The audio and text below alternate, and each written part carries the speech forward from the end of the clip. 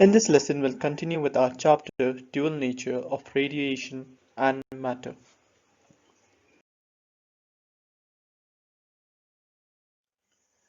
So first, we'll discuss about photocell. What is a photocell? A photocell or a photoelectric cell is an arrangement or an electrical device which converts light energy into electrical energy. It works on the principle of photoelectric emission. It measures the intensity of the light by measuring the photoelectric current when the light is incident on the photosensitive surface. Therefore, sometimes it is also called as an electric eye.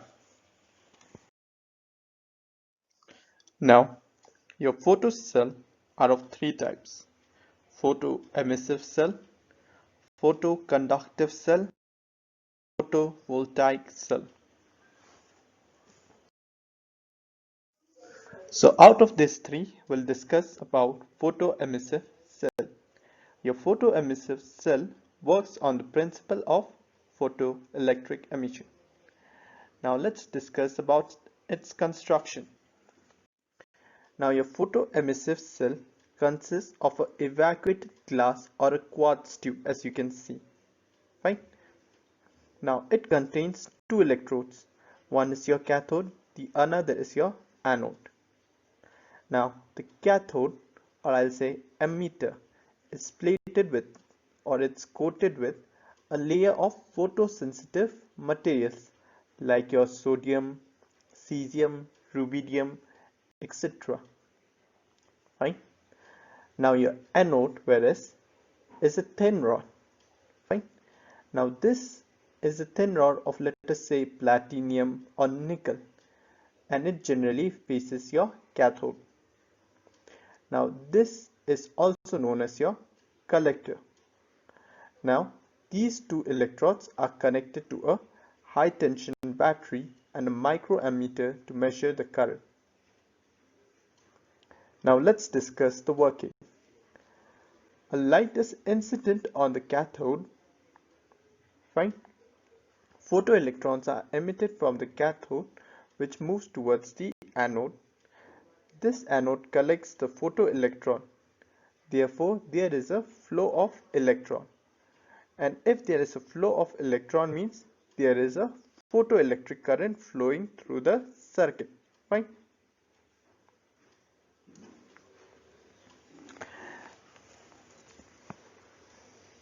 So as the number of the photoelectrons emitted is proportional to the intensity of the incident light,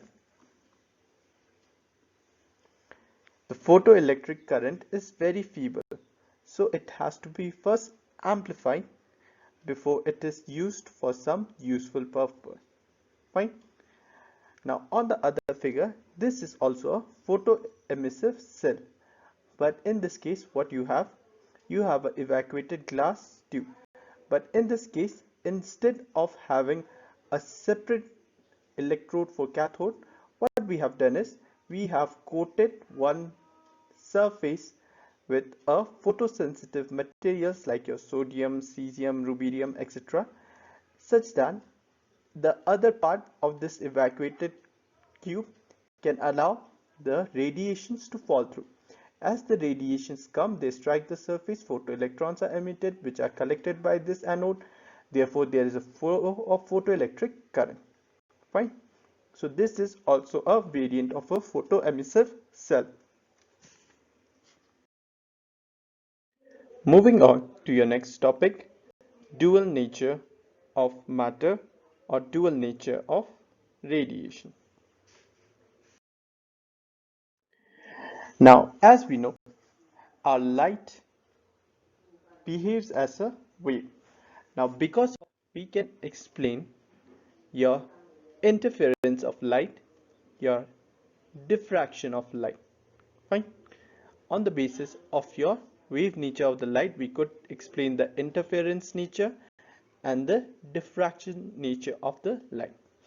Now, in this chapter, we have studied that light behaves as a photon, or let us say particles of or packets of energy. So you consider it like a matter. Now in this case, if we consider it like a matter, then we can explain our photoelectric effect, and there's one more effect known as your Compton effect. So what we notice here from that, light behaves as waves as well as light behaves as particles. Right? So we will discuss this dual nature of the light. Now, this dual nature is due to the wave associated with the material particles in motion and are called matter or de Broglie waves. See, you don't pronounce it de Broglie, we will pronounce it as de Broglie. Fine. So the waves associated with the material particles in motion are called matter or de Broglie waves, and their wavelength is called de Broglie wavelength. Fine.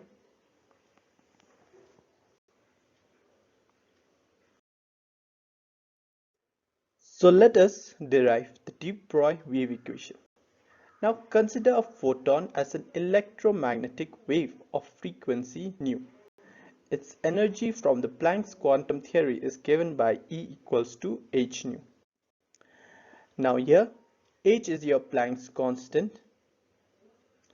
Considering a photon of mass m, the energy associated with it is given by Einstein mass energy relationship, and Einstein mass energy relationship is E equals to mc square. Fine. So from the quantum theory we got E equals to h nu. From the Einstein theory we got E equals to mc square. Now both are the equations of energy, therefore we can equate our equation 1 and equation 2. I can write h nu equals to mc square. Now we know my frequency nu equals to speed of light upon wavelength. So I can substitute this formula here, hc by lambda equals to mc square. Now I can cancel this c and square, so I have c and the c square get cancelled. So if I have to find out this lambda, what I will do, I'll send this m here, send this lambda up here. So lambda equals to h upon momentum. Momentum equals to mass of the particle into velocity, which is mc. Therefore I can write lambda equals to h by p. Now this is your de Broglie's wave equation.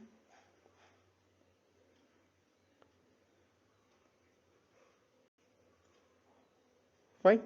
Now this is a very important relation. Now why is it important relation? Because this equation denotes or tells us the dual nature of the light. Now you see a wavelength lambda. We generally associate wavelength with the wave, not with a particle. Whereas your momentum is associated with the particle. So can you see, I can explain my light, or I can relate the nature of light, the wave nature and the particle nature of the light using this equation. So this is de Broglie wave equation. Fine. Now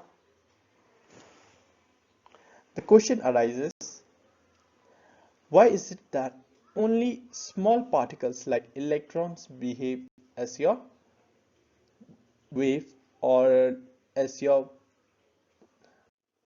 why does your only light behave as your particle, as your wave? It's not only light, there are some other particles such as your electrons, your microscopic particles generally have this dual nature. And why they have this dual nature, you can explain it yourself.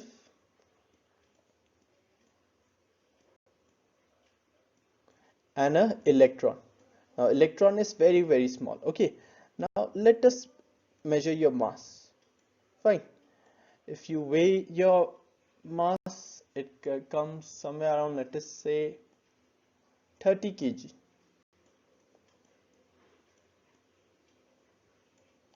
Fine. But where is electron? If you remember, what is the mass of electron?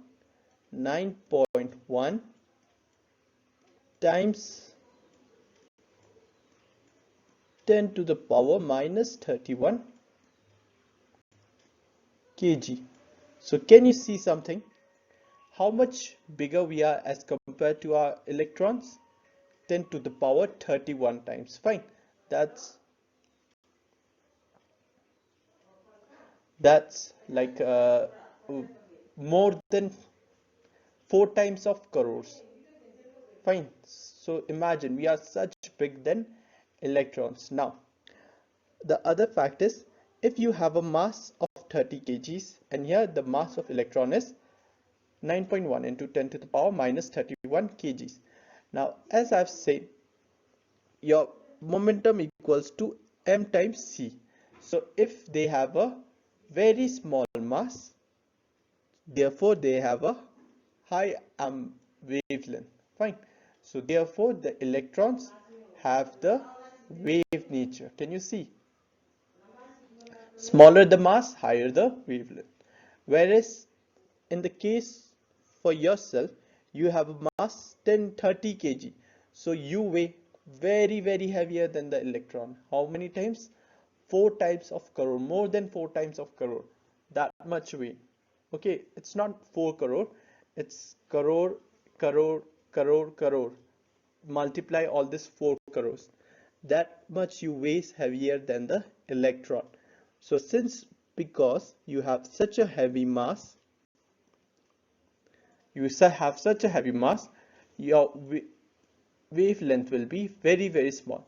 Therefore, we humans or any macroscopic objects do not display any wave-like properties, whereas your microscopic objects displays your wave-like properties. Fine.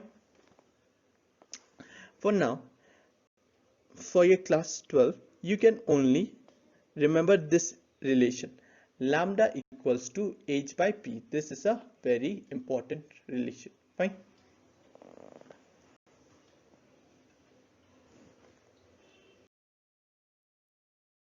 Okay, now we'll calculate the de Broglie wavelength of an electron. Now consider an electron having a mass m, charge E. Fine. Now you supply a positive potential. If you supply energy to this plate, what happens? This plate emits electron which is collected by your collector.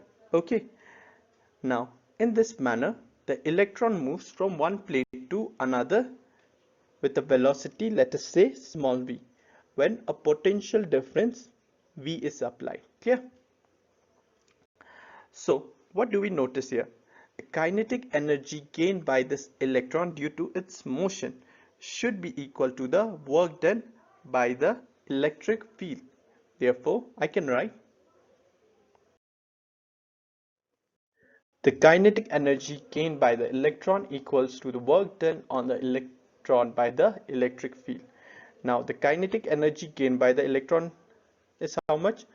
1 by 2 mv square. As we know, the kinetic energy half mv square. Fine.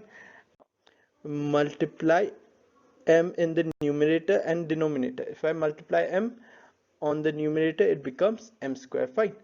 If it becomes m square, we can take the square common. And what velocity? Just now we have discussed mass into velocity is momentum. So this becomes p square by twice of m. So my kinetic energy. Now what is the work done by the electron? It is E charge times the potential difference V. Now I've said your kinetic energy equals to the work done. Therefore I can write P square by twice of m equals to EV. Fine.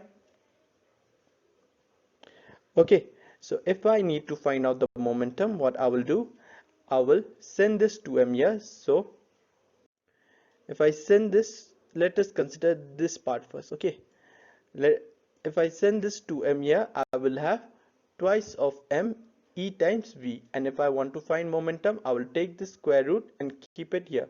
So I have square root of twice of m e v. Fine. Now in similar manner, I can do this one. If I want to find out the momentum in terms of our kinetic energy, again, I'll send this 2m here. So I have twice of mk. I'll take this square to the other side. So I have P equals to root over twice of m in times kinetic energy. Therefore, my momentum P equals to root over 2mk plus root over 2mev.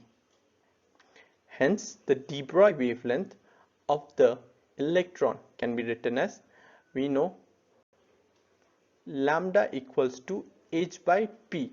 This is your de Broglie wave equation. So h by p, and we know we have derived p equals to root over 2mk. So I can write lambda equals to h by root over 2mk, or I can also write my wavelength lambda as h divided by twice square root of twice of m e charge times your potential difference. So this gives us the wavelength of the electron, right?